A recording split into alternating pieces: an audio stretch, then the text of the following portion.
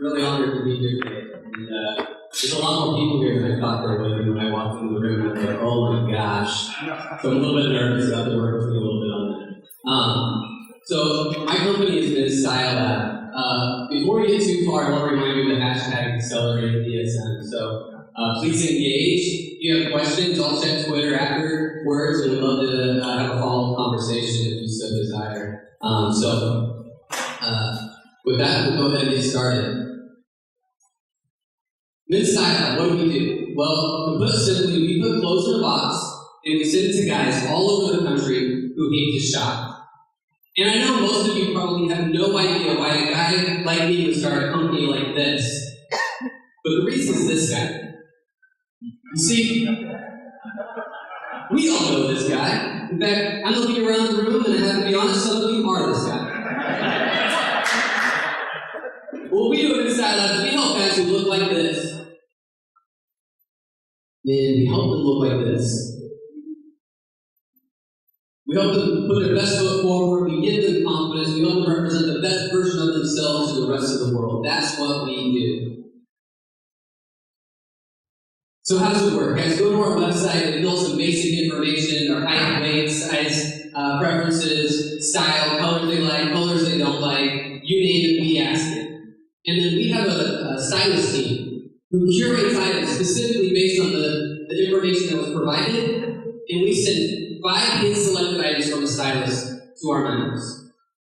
They can select if they want to receive something every 30, 60, or 90 days, or just one time. We send out the clothes, they keep what they like, they send back what they don't, and it's free shipping both ways, and then we only charge for the items that they keep. So it's a pretty simple, easy to understand model. The way we make money is like any other typical retail. We purchase the clothes at wholesale, and we sell them at retail, and the difference is where we make some margin. So the guy gets 5 days to try everything on. As I mentioned, this is an example of what a typical box might entail. A few items so that you can put a wardrobe together. I like this quote because it's sort of the underlying purpose behind our company. Wouldn't you agree? Clothes make a man, and naked people have little or no influence on society. And this is why I wore a suit today. Now, this is my family. This is a photo that was taken right at the time that I sent my very first box. My son had just turned 1 year old. My daughter was 2.5. And that's my wife, Stephanie, who's here today. Now, this is my why. Why did I start Mid-Style Lab? I started because, like any parent, I want to provide a better future for my kids. I want to be able to pick up on any day and say, let's go to Disneyland, and we just do it. That's what I want to do. Some of you probably heard the quote that says, if you don't chase or pursue your own dreams, somebody else will pay you to pursue theirs. And I wanted to pursue my own dreams. And I didn't want to just be a dad who told my kids, you can chase your dream, you can follow your heart. I wanted to be the kind of man that showed them that was possible. And that's why I started Mid-Style Lab. Now, my son Lincoln, you can see in the top right corner, he's been wearing a blazer and he just dresses up all the time. He just turned 4 last week, and the thing that he wanted for his birthday was a tuxedo. So this kid's already got the bug. I'm telling you, it's going to be great. Look for Mid-Style Lab at some point in the future. And that is my daughter, Sophia.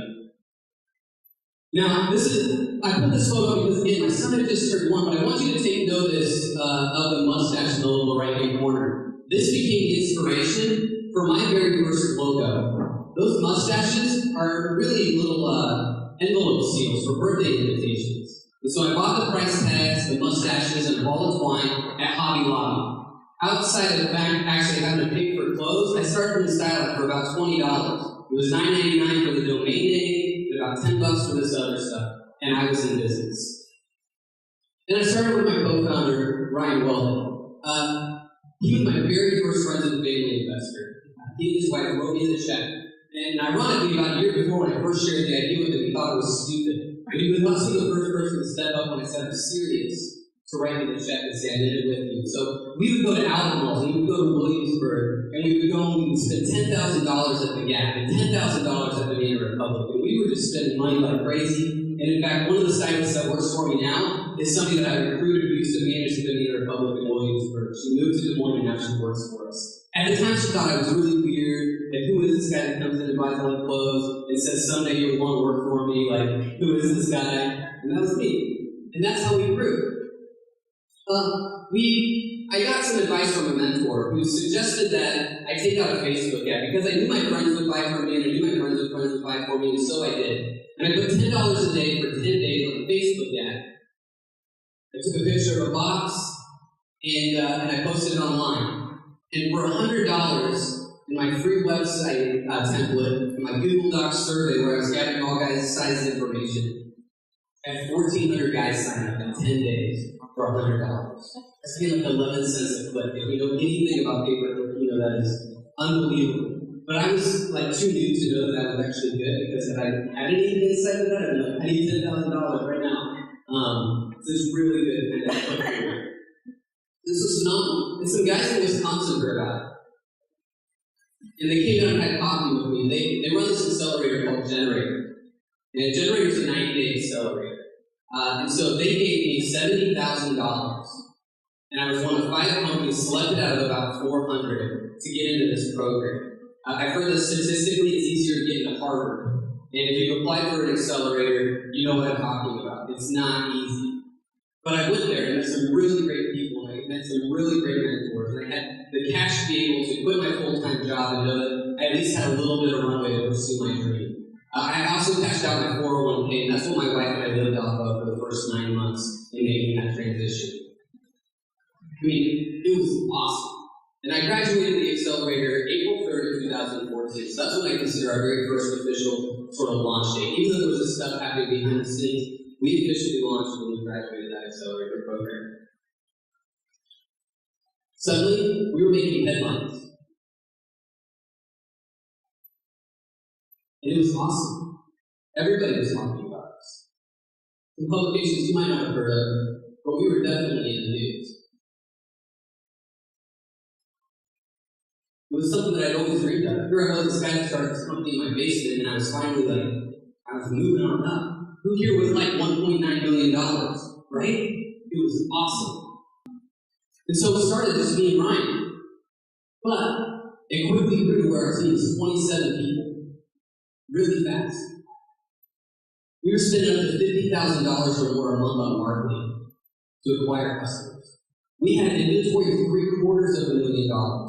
Can you imagine going through this bootstrap, spending money at Banana Republic and J. Crew, and now I had all the product that I could want, and I could acquire all the customers that I want, and I had a dream team of 27 people.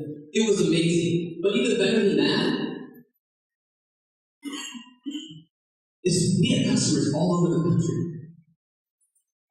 It wasn't a small number of customers. We kept growing and growing. And it was amazing. We had thousands and thousands of customers. And they were paying us money. And it was awesome. And can you imagine? Who here is that not your dream? You're an entrepreneur, you're chasing it, you're going after it, you want to raise all this money, and you want to see all those customers, and you want to have this dream team, and you want to make the headlines. And this for me was a dream come true. Until it became a nightmare. I want to take you to July 14th last year. It was a Tuesday. And it was 11 o'clock at night. And I had a call with a couple of investors, because that's the time when you get to talk to investors when you make success. I was preparing for a board meeting that I had the next morning. And I was preparing for this board meeting because we had just missed our revenue number by $200,000 out of nowhere. Didn't see it coming. We were spending money, we were buying clothes, we were marketing, we were acquiring customers, and all of a sudden, the numbers didn't add up, and we lost $200,000 in sales. And I was in trouble. I was freaking out. So I started looking at the numbers. I started trying to figure out every way that I could what happened. How could I make sense of it? What aspect of my business did I miss something? Every area I dug deep and I looked into it. In reality,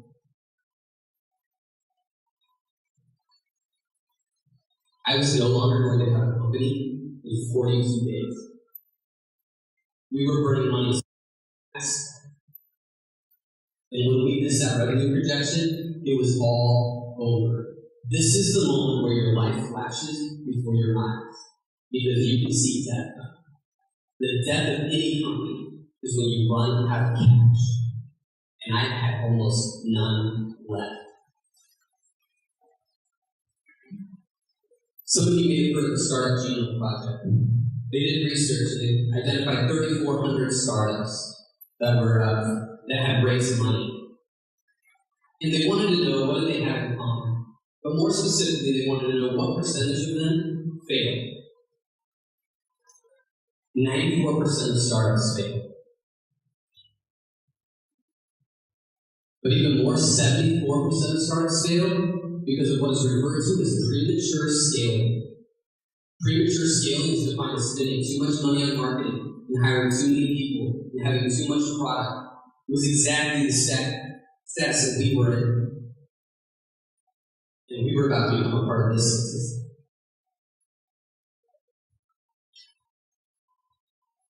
And this is where fear came. I was scared. Fast forward to the next morning. I could not sleep. I had this board meeting. I had to let them know the position that we were in. The agenda went out the window because we were in trouble. So this call was planned for about 2 hours, but in reality it lasted probably less than 30 minutes. I was told to figure it out.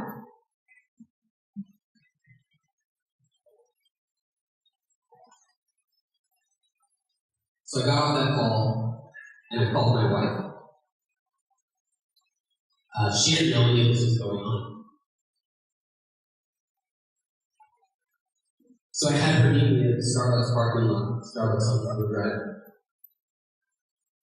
And I get out of my car, and I get in her car, and I am sobbing. I am bawling my eyes out. Like snot-nosed crying. Like the kind of crying that my 4-year-old son does. And as I was preparing for this talk, I asked her to recollect her memory of that event. She said, all I can remember is, you just kept saying, I'm so sorry. So sorry. And I felt like a failure. I was watching my dream go and fade away right in front of me. We had cashed out my 401k, we had nothing. We didn't know how we were going to make it. And I remember her asking me, do you want to quit? And I told her no. She said, it's okay if you do. I'll still be here. We'll get through it. I said, I don't want to quit.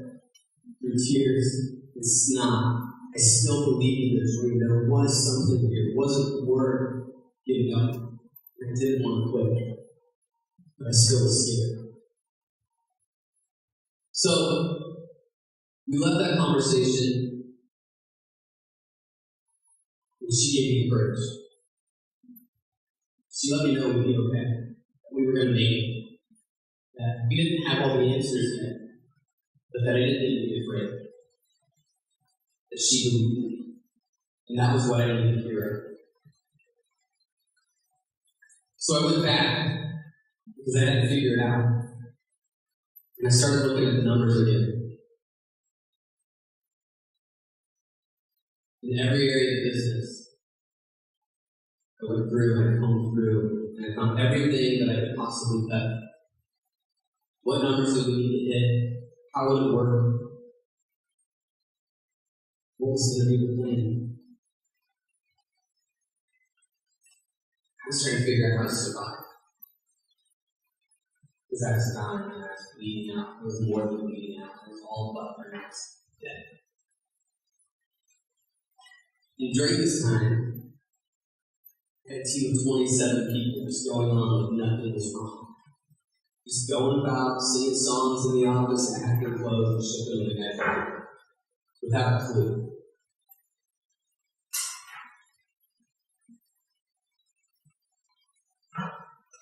By July, or same day, by 6 p.m., I had at least the start of a plan. And that plan involved firing people. Our biggest expenses were in our staff, our marketing, and our inventory. And I had to pretty much stop all three. And at 6 o'clock, everybody was gone except for our sales manager, who also just happened to be my best friend. Not just my best friend, but the man who I asked to step and be my best man in my life. We had worked together for 12 years. We had run so many sales forces together. He was the man for the job. But he was the first person that I let go. With 3 kids at home. A daughter who needed surgeries for her. And I couldn't keep him.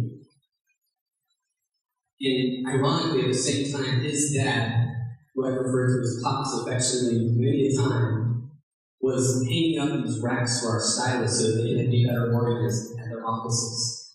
So while his dad is on the 4th floor of the Midland building, I pulled him up to the 5th floor to let him know that he organized his job. One of the hardest things about that. In fact, I can't tell you, I'm still my best friend. In fact, he's sitting up here with me now, and I'm really proud to have him.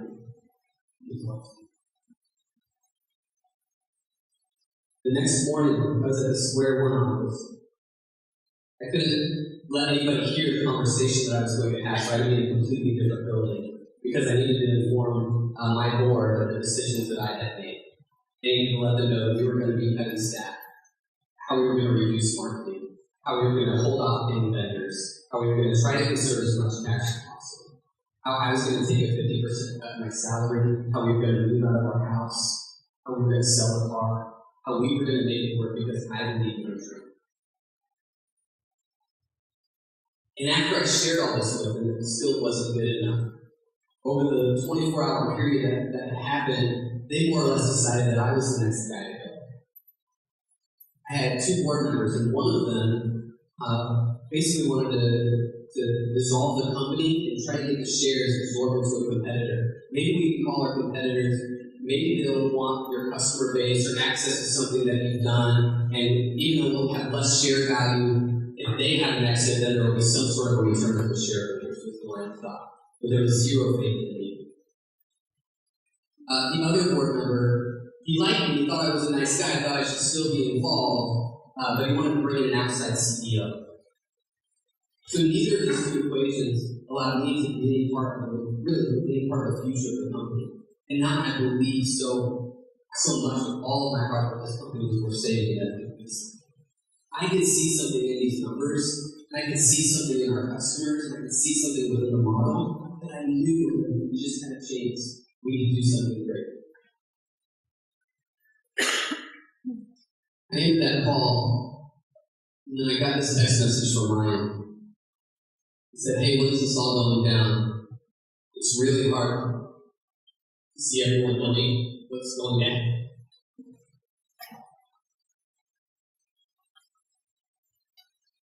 At that point in time, very few people knew. I think 3. The guy I let go, my best friend, my wife, and the co-founder. I said, probably in the next 30 minutes. He said, okay. I'll make sure everyone's on the 6th floor at 12:30. The 6th floor is where the conference room is in the building. So it's July 16th. It's 12:30. The 6th floor conference room. And I bring together my 27 people. Now, they've been trying to get a hold of the sales manager. They didn't know he was fired. And they weren't hearing anything from him, so they were really worried. And they were asking us, where is he? Is he okay? We haven't heard from him. It's new. This isn't like him. And I let them know everything that was going on. I had no option but to be completely transparent with them. And I let them know that the night before I let go Michael. And I will never forget the gasp that I heard him. Never forget the instant tears, anger, confusion. And then I had to let them know that before the end of the day, almost all of them were going to lose their jobs. And they didn't know how many. And I honestly didn't know everyone that I was going to be able to keep and everyone that I was going to let go. Because the people that I wanted to stay, if you stayed, you had to take a pay cut. That was the only way we were going to survive. If you stayed, you had to believe in the dream. You had to roll up your sleeves and know that there's something more to survive this together. And so I informed them of how the day was going to play out. I wasn't sure if I should just tell one person and then one at a time, but I thought as soon as I tell the first person, they're going to run and tell the rest of the team. And then it'll cause chaos. So I just need to pull them together, and then I'll tell them all at the same time what's going to happen. It's going to make for a really uncomfortable couple of hours while I have these conversations going on. And I had a few people that I knew that I needed to stay. They had things that we needed. I could not afford to let them go. And then there were others. And I just didn't know who to keep. I wasn't sure. This is the day that my team would refer to as D-Day. This is the day that I would refer to as the worst day of my life. Because one by one, I had people on my team come in and say, hey, the good news is I want you to stay. But they didn't know I was going to ask them to take a pay cut. But if you stay, I need you to take a pay cut. Not everybody's going to be up on the offer. Interestingly enough, there were some people that were easier. We had some interns. Eventually, they were going to not have a job anymore anyway, so we were just kind of cut to the chase. And then there were others, and I just wasn't sure because so many of them, we were so young, and so many of them had started at roughly the same time. And so, who do you choose, and which skill sets, and how's it going to look? And in that moment, I was leaving my office, and I was going to find the next person, and then I would bring her back in. And I saw one of my stylists. And she was folding clothes and packing boxes and helping our customers. And I was amazed. It was incredible. How in the middle of all of this could somebody still find something inside of them to go back to work? And her thought process was simply, well, I'm here, and those blazers aren't going to take care of themselves.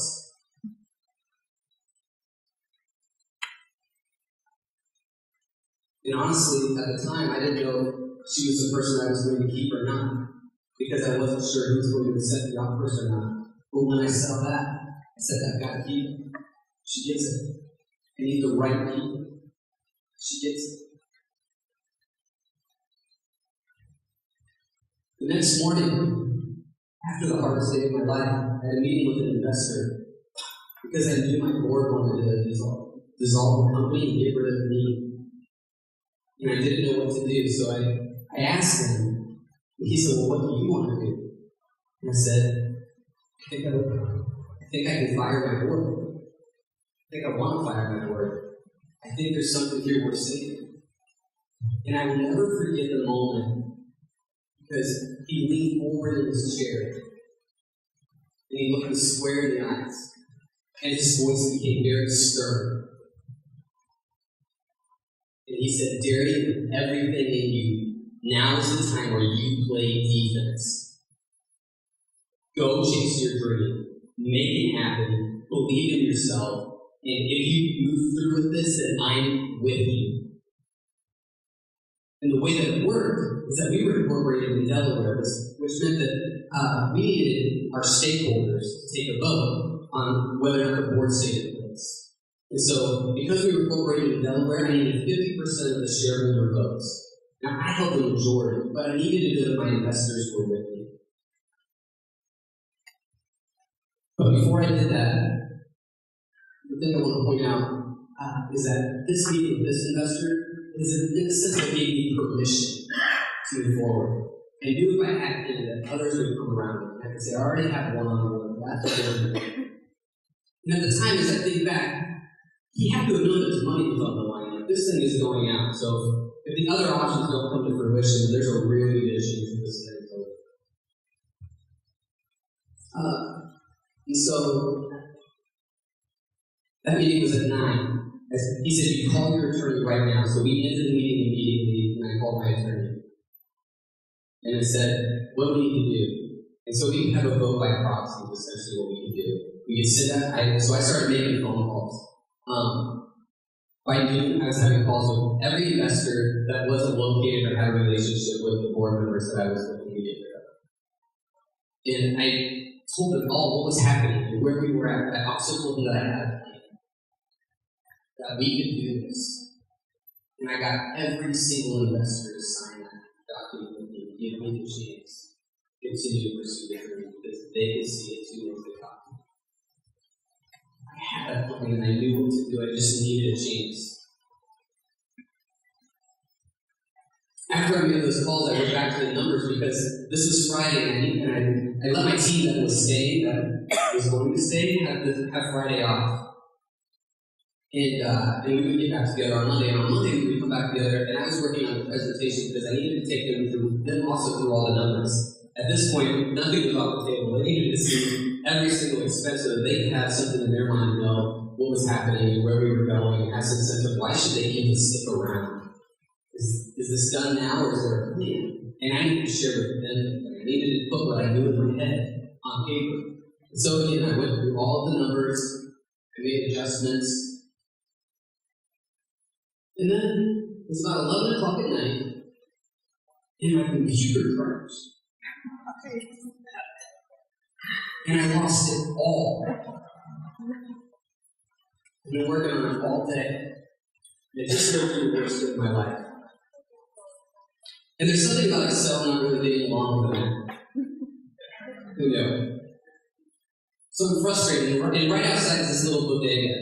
And I go downstairs, and I go outside, and I decide, like, it's going to be a long night, and I'm going to buy an energy drink or two. But instead, I get to the door, and there's this homeless thing there, with this scraggly beard, gray and black, his long hair. Looks like he hasn't showered in months. He smells a little. And he wants to know if I'll buy him a beer. And I thought, actually, I could use one myself. So I bought 2 beers. And I went to an alley with a random homeless man. His name is Mario Anthony. He's a former Marine. And hung out with him for like 3 hours. I bought him a pack of cigarettes, and we just hung out in this alley. And we talked and told me about his family and his kids and places in the world he'd been. It was amazing. And I tell that to you, and you probably don't believe me. I can understand why you wouldn't. But I was fortunate enough to snap a picture with this one. This is Mario. Now, some of you may not know this, but prior to Mid-Style Lab, I had started a nonprofit inner-city outreach organization called the Dream Center. And I ran it for 5 years, and it was targeted towards underprivileged kids and families and those that are homeless and less fortunate. And so I felt like I was reconnecting with this inner part of my heart that's always been there. And the tough part, anything about nonprofits is always having to go to people to raise money and have them help support the cost. And there was a part of why I wanted to do this that was also because I was tired of asking people for money. So if I made Mid-Style Lab successful, then I could go and put my money into these causes that I was passionate about. And I had this meeting with this man who reconnected me with that love and that heart and that passion for what it's really all about, helping others. Mario gave me perspective about what's really important in life. I just let all these people go. One of them was getting married and a week. She no longer had a job. The stresses of getting married are enough by themselves to go into that without a job. Some of them were best friends. It was so hard. And even though it was hard, and I know some of you in this room know some of the people that used to work for Mid-Style Lab. Some of you are those people. And I see you sitting here today. I just want you to know the deepest part of my heart, I'm sorry. You know who you are. It was not the plan for this to happen. You just got to know that I'm really sorry.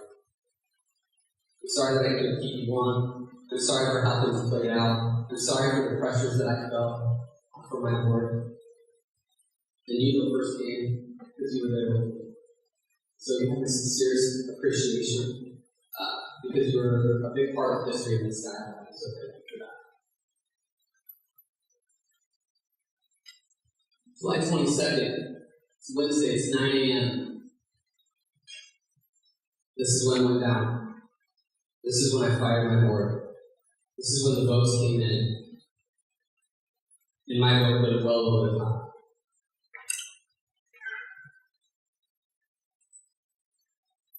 It was kind of an empowering moment, to be honest with you. Because I felt like I was getting my company back. Now, my wife gave me courage. But really what she gave me with that courage was faith. She allowed me to believe in myself and see that I could do it. And that she would be there with me. The investor who told me to play defense and chase after my dream and he would stand with me, he gave me permission. But he also gave me hope that I could get through it. And that chance meeting with Mario, having a couple of beers in a back alley, how it gave me perspective. It really showed me what's important and what matters. The fact of the matter is, you can't cheat the grind. This is my grind story. So what happened next? Well,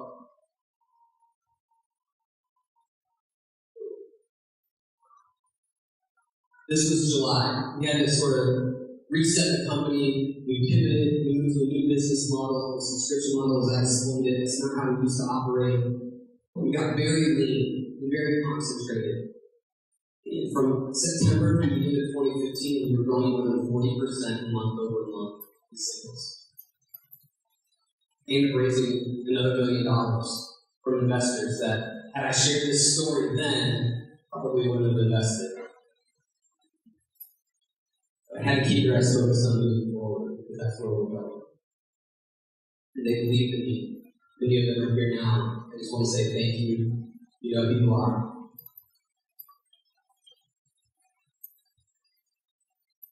We're on track to do more than we've done in the last 2 years combined. Super excited about it. This was not where we were almost a year ago. We were 6 weeks away from that.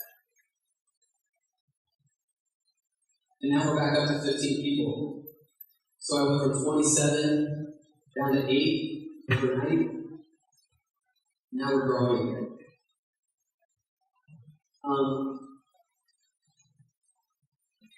We're also back in the headlines again.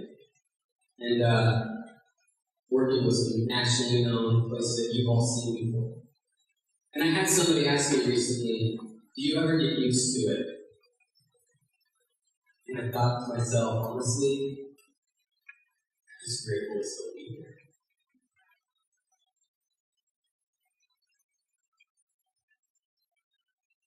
So what can you take away from this? Henry Ford says, whether you think you can or you think you can't, you're right. I think it's a pretty appropriate quote. And what I would say to you is, make your vision so clear that your fears become irrelevant. Because we all fight different battles. We all face different stuff. If we're honest with ourselves, we're all scared of something. Now, it's not wrong or bad to be scared, but it's what we let fear do.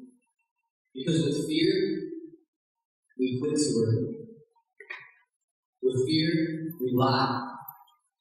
With fear, we ruin relationships. With fear, we waste other people's money. With fear, We witness the death of our own dreams. So don't be afraid of fear. Don't let it paralyze you. Embrace it. Be grateful for the opportunity. Stay humble. Stay courageous. Because no one is going to fight for your dream as hard as you will. I appreciate your time today. Thank you so much.